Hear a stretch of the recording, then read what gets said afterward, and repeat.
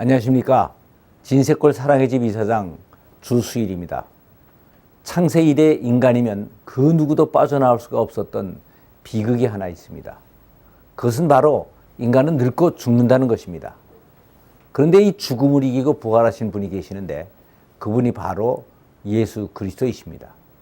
나는 믿지 않는 가정에서 나서 고등학교 때 처음 교회를 나가게 되었는데 그때 교회를 나가게 된 근본적인 동기가 바로 죽음에 대한 두려움이었습니다. 중학교 2학년 여름 저를 제일 사랑해 주시던 외할머님께서 돌아가셨습니다. 외할머님은 저를 상당히 아껴주셨기 때문에 저도 할머님을 아주 좋아했습니다. 그런데 이제 다시는 할머님을 볼 수가 없다는 생각이 너무나 슬펐습니다. 장례에 따라가서 땅속에 할머님의 시신을 놓고 관 위에 흙을 던질 때 제가 너무 설게 울자 오히려 삼촌과 이모가 이상하게 생각할 정도였습니다. 사실 지금 제가 그때를 생각해 봐도 그 후에 아버님과 어머님이 돌아가셨을 때도 그렇게 슬프게 울지를 않았었던 것 같은데 내가 그때 왜 그렇게 슬프게 울었는지 의아한 생각이 듭니다. 물론 중학생이었으니까 죽음이라는 것을 모르고 살지는 않았습니다. 그러나 이 일 후에 저는 죽음에 대하여 상당히 심각하게 생각을 하게 되었는데 나는 아직 나이가 어리니까 이 죽음이 나와는 별 관계가 없는 것이 아닌가 하는 생각을 했었습니다. 그런데 그해 겨울방학이 되어서 아동문고로 되어 있는 로빈 후스의 모험이라는 소설을 읽게 되었습니다. 로빈 후스는 그때 제 나이와 비슷한 어린 나이에 집을 나갔습니다. 그리고 숲속에 도적이 되어서 부자들의 돈을 뺏고 가난한 사람들에게 나눠주고 귀족들을 골탕을 먹이고 자기를 잡으려는 관원들을 교묘하게 피해서 도망을 다니는데 그 내용이 그렇게 재미있을 수가 없었습니다. 그래서 그것을 읽는 동안 저는 그 소설에 빠져 그 소설의 주인공이 되어버렸습니다. 그런데 마지막 단계에서 로빈 훗이 사촌 동생의 배반으로 병실에서 피가 다 빠져서 더 이상 도망을 못 가고 죽게 되었습니다. 그래서 부두목 리틀 조를 불러서 숲속으로 활을 쏘면서 자기가 그렇게 좋아하던 활과 함께 그 화살이 떨어진 곳에다가 자기를 묻어달라고 부탁을 했습니다. 그래서 그곳에 활과 함께 묻혔다 하는 것으로 소설이 끝납니다. 그런데 그 순간 저는 큰 충격을 받았습니다. 제 나이와 비슷했던 로빈 훗의 고향을 떠나서 그렇게 화려한 일생을 보냈는데 그 일생을 소설로 읽는데 서너 시간밖에 걸리지를 않았던 것입니다. 그러니까 이 서너 시간 안에 한 인생이 끝난 것입니다. 저는 그때 내가 지금은 이렇게 어리지만 내 인생이 그렇게 긴 것이 아니구나 하는 생각을 하게 됐습니다. 그래서 이것이 얼마 전에 보았던 할머님의 장례와 오버랩이 되어서 로빈 훗이 땅에 묻히는 장면에서 마치 저 자신이 죽어서 묻히는 것 같은 착각이 들었습니다. 로빈 훗이 그 작은 관 속에서 얼마나 답답할까. 이 다음에 내가 죽으면 나는 절대로 관 같은 데 넣지 말고 넓은 들판에 버려달라고 부탁을 해야지 하는 생각까지 하게 됐습니다. 저는 이런 죽음에 대한 공포감을 그때 당시에 교회에 다니던 외삼촌에게 말을 했습니다. 그랬더니 삼촌은 그러면 너는 교회를 나가는 게 좋겠다고 얘기를 해 주었습니다.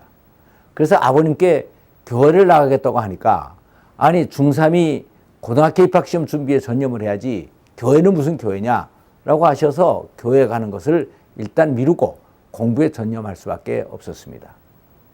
그러다가 고등학교 입학 시험을 치르고 그 다음 주부터 바로 외삼촌을 따라서 교회를 나가게 됐고 그 후엔 교회를 한 번도 빠진 적이 없습니다. 그러니까 제가 교회를 나간 것은 죽음에 대한 인간의 한계 상황 때문이었습니다. 그런데 그렇게 대학교 2학년까지 열심히 교회를 다녔는데 죽음에 대한 두려움이 해결되지가 않았습니다. 열심히 교회를 다니면 죽은 다음에 천당을 간다는 것 정도로 이해가 됐습니다. 그런데 그 천당이 정말 있는 건지 잘 믿어지지가 않았고 또 내가 얼마나 헌신을 해야 천당에 들어갈 수가 있는지 신앙생활에 대한 부담만 늘었습니다. 그러던 중 대학교 2학년 여름방학 때 산기도를 가서 성령을 받고 예수님을 인격적으로 만나게 되었습니다.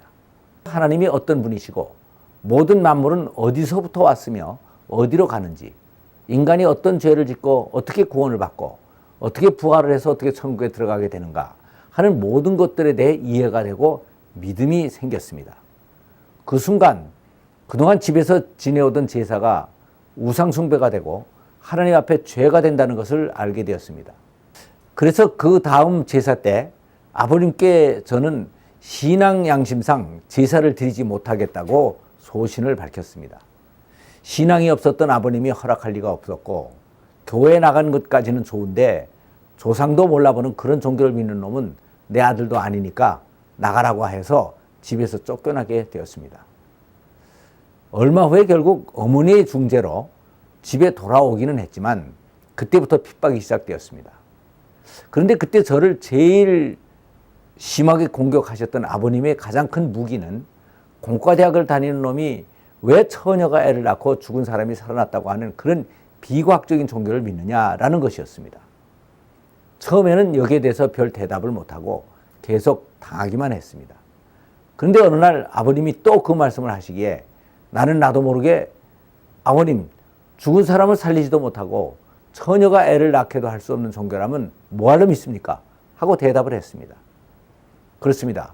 저는 애당초 교회를 나간 것이 교양을 쌓고 교제를 하고 종교 활동을 하기 위해서 나간 것이 아니었습니다.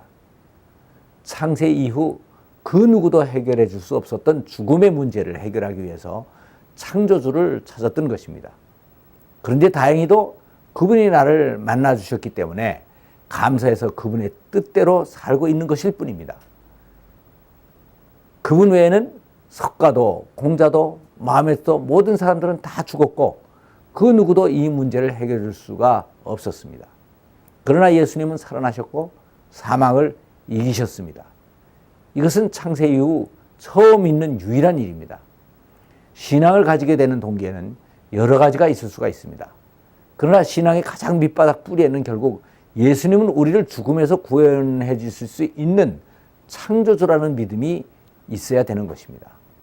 기독교는 생명과 부활의 종교입니다.